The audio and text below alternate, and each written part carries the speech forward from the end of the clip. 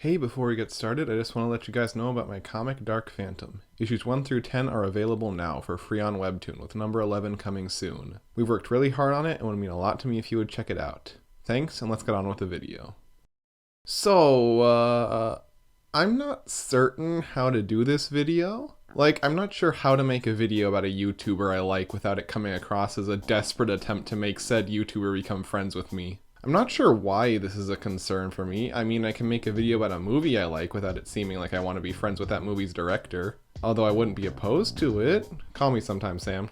But I don't see why YouTube videos can't be examined the same way I would any other piece of media, and right now I don't think there's any YouTuber more deserving of that analysis than Bmask. Bmask is my favorite channel on YouTube, and in my opinion also one of the most criminally underappreciated. And, well, I know I don't exactly have the largest following myself, but if I can convince at least one person to subscribe to him, I'll consider that a victory. I first discovered Bmask not too long after starting the Class Act Jack channel. I don't remember when exactly, but it couldn't have been more than a couple years after uploading my first video. And the first thing that struck me were the similarities between his content and what I was trying to do with my own. Like me, he does media analysis videos, and also like me, he doesn't like to get himself tied down to one specific topic. He's a man of many interests, and that comes across in what he makes. I mean, he primarily talks about video games, 3D platformers specifically, but I still think it would be reductive to call him a video game YouTuber. I'd say the only differences between us are he's not a Yankee like yours truly, and he's much better at making videos than I am. He has this incredible ability to cut straight to the heart of whatever he's talking about, and always in an entertaining and accessible way.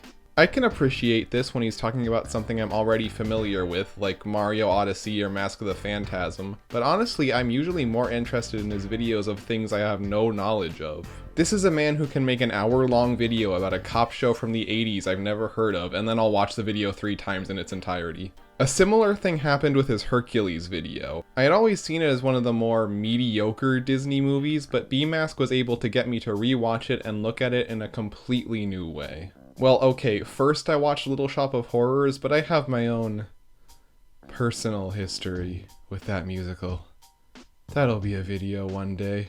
Speaking of which, Bmask's videos all tend to have a very musical quality to them. He clearly has a love for the genre, and I'm pretty sure he said he comes from a theater background, both of which are readily apparent in the stuff he makes. I imagine he gets ass blasted by copyright claims every time he posts a video, but I mean from my perspective in the peanut gallery, it's very worth it. It gives his stuff its own unique quality.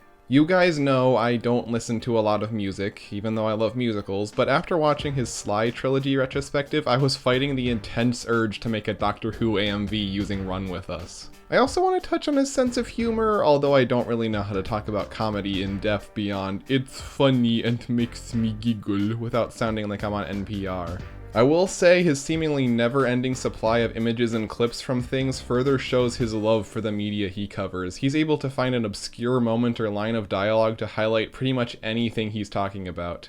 Seriously, it's amazing how he's able to work the fish people joke into every video. Fish people! Bmask often gets caught up in the details of what he discusses, and I think a lot of people misconstrue that as being nitpicky, but personally I think that's the wrong way to look at it. He's not one of those YouTube reviewers who's like, "this tiny detail doesn't make sense, therefore it is objectively flawed."